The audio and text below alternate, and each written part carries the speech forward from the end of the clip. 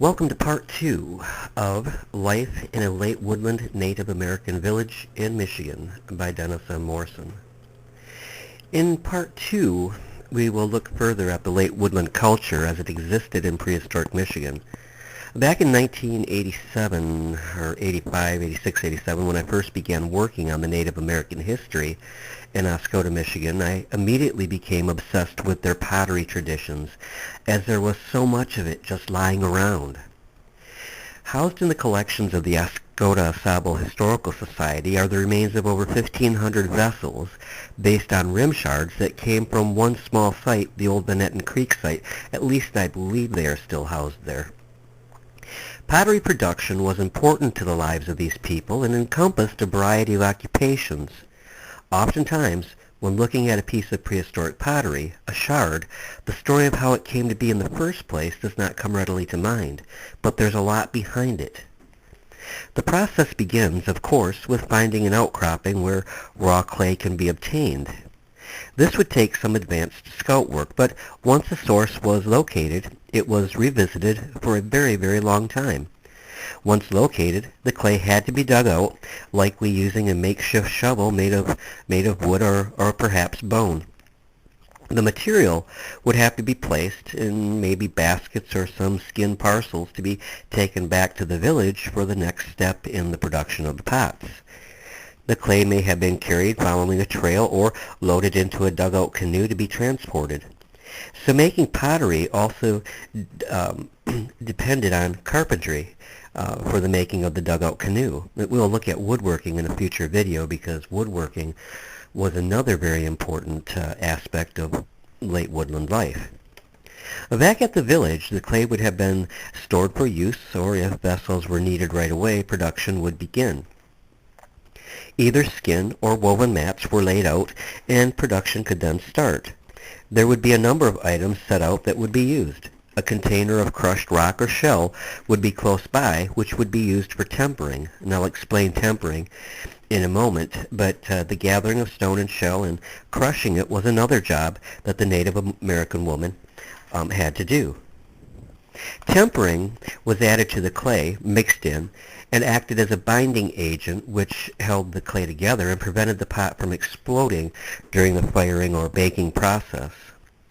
Also on the mats would be a variety of smooth stones about palm size that would be used as trowels for smoothing the pot, primarily on the inside, as the outside was generally rough textured. There would be wooden paddles wrapped with woven cord, which was another occupation, weaving. The paddle was used over the surface of the unbaked pot, breaking up bare pockets again, keeping the pot from bursting when it was baked.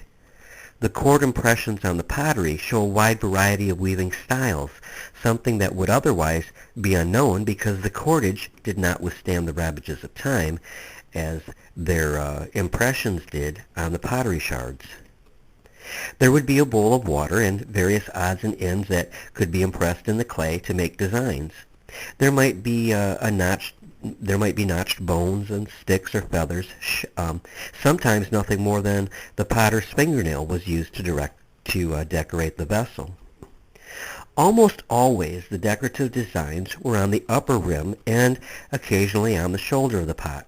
Frequently, the inside of the pot rim was also decorated. Pottery between late and middle woodland differs not only in basic style, but also in how the pot was built. In the middle woodland, the pot was built up by coiling the clay into ropes or snakes. We've all done it as a child playing with Play-Doh. Usually when you find pottery shards, you can tell the age or at least the era it came from by how the pot broke. Middle woodland pots usually broke straight along the coil. These are called coil breaks. This is, however, not the only way you can date the pot. Now, late woodland pots were made mainly by the slab method. A slab of clay was flattened out and then built up. Before that began, the raw clay was beaten and crumbled to remove any bits of roots and debris that might weaken the pot again in the firing process.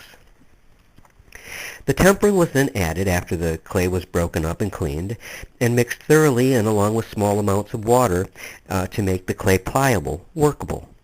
Once this is done, the pot can be built. and decorations added. Pots ranged from simple bowls to very ornate vessels with highly decorated rims displaying castellation and flaring outwards. In decorating designs were pressed into the wet clay. It is not supposed that any particular meaning was conveyed by the designs, but that's something we really don't know for sure. The final step was in firing the pot or other clay items that were made. Kilns were not used in the late woodland, and the temperatures that they were able to achieve did not make an extremely durable vessel, and they were very porous. Slips were not used in Michigan pottery as they were in other parts of the country. The pots were carefully stacked, sticks and branches piled over them, and then set on fire with leaves over that so that the fire would smolder a long time. Clay was used for the production of other items as well, such as pipes for smoking. At Old Van Creek, many shards from smoking pipes were found. These show another occupation, growing tobacco and preparing it to be smoked. Some clay pipes were simple tubes, and others were elbow pipes. A number of the pipe shards I found showed a lot about how they were actually made because I found several bowls and stems which were broken in half, like they had actually been severed in half.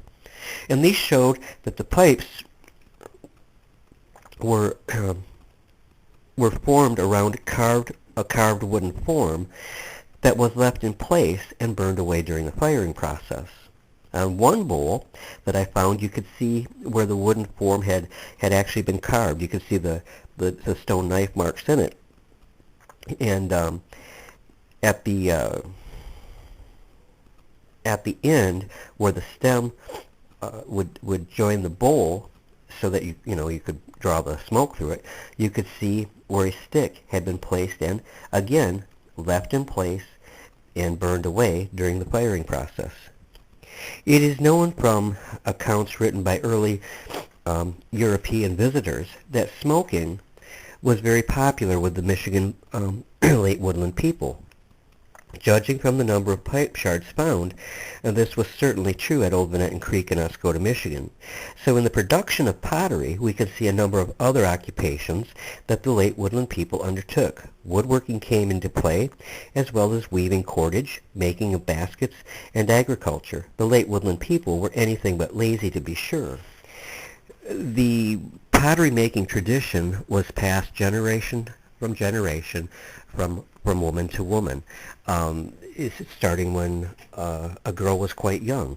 She would watch her mother, aunts, grandmother around the mat making the pottery, and in fact we have found at Old Van Creek the remains of little tiny pots that were obviously made by children because they were of such a crude nature.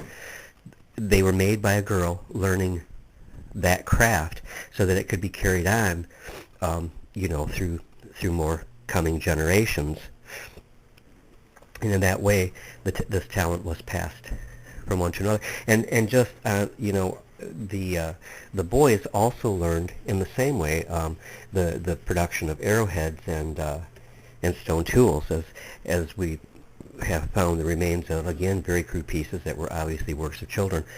We also found bowls that were small, that were very nicely made, that were perhaps child's vessels or seed vessels, as they're called. But the pottery that came from the late woodland period, there were many different sizes for many different needs, and all of it showed a high degree of talent in forming the pieces and decorating the pieces. And having looked at, as I said, we found the remains of over 1,500 pots just at that Old Van Creek site, but having looked at the remains of well over several thousand pottery shards, rim shards, it boggles the mind when you realize that absolutely no two were exactly alike. So pottery was important to these people because pottery also allowed a settled lifestyle, because in times past they didn't have the the ability to process foods and store foods the way they did with pottery. Pottery gave them the ability to store foods for a long period of time. And certainly late woodland isn't the first era to have pottery. Early woodland was the first era in Michigan to have a pottery making tradition. But it reached its apex in the late woodland, and it would be interesting to see what it would have evolved into had the Europeans not come in and totally messed up the Native American culture, because the Native Americans then took over the use of metal cooking utensils and such, and the tradition of pottery making went by the wayside. Thank you for taking a listen. Next time we'll look at another aspect of late woodland life in the Michigan Native American villages. Thank you.